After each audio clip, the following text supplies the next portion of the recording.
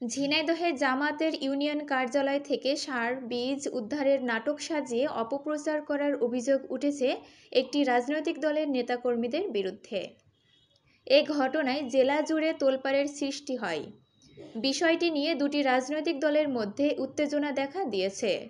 Surat union জামাতে ইসলামীর আমির মাওলানা ইকবাল হোসেন দাবি করেন, ঝিনাইদহ জেলা প্রশাসন ও কৃষি বিভাগ তৃণমূল পর্যায়ের কৃষকদের মধ্যে সরকারি প্রণোদনার সার ও বীজ বিতরণের জন্য স্থানীয়ভাবে বিএনপি ও জামাতের কাছ থেকে তালিকা নিয়েছিল। সেই অনুযায়ী শুক্রবার সকালে ইউনিয়ন জামাত ইসলামীকে ৩০ জন কৃষকের জন্য সরিষা বীজ ২২ কেজি, মসুর বীজ ৩৫ কেজি এবং ৮ বস্তা পটাশ ও ফসফেট সার বিতরণ করার জন্য রাখা হয়েছিল।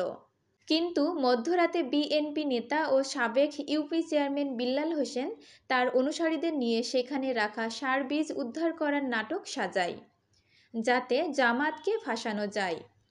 এ ঘটনায় ঝিনাইদহ সদর উপজেলা জামাতের সহকারী সেক্রেটারি আলমগীর হোসেন স্বাক্ষরিত এক প্রেস বিজ্ঞপ্তিতে জানান, জামাতের ক্রমবর্ধমান জনপ্রিয়তা ও আসন্ন নির্বাচনে অংশগ্রহণের সম্ভাবনা দেখে প্রতিদ্বন্দ্বী রাজনৈতিক মহল ষড়যন্ত্রে নেমেছে। এদিকে এই ঘটনায় শনিবার বিকেলে উপজেলা জামাতে ইসলামীর উদ্যোগে সুরাট বাজারে প্রতিবাদে জনসভার আয়োজন করা হয়।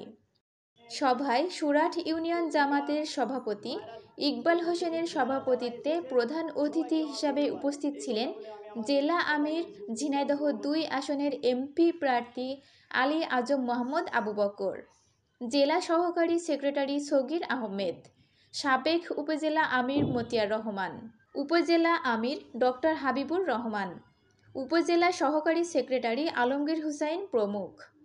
জনসভা চলাকালে বিএনপি নেতাকর্মীরা হামলা চালায় বলে অভিযোগ করেছেন আয়োজকরা।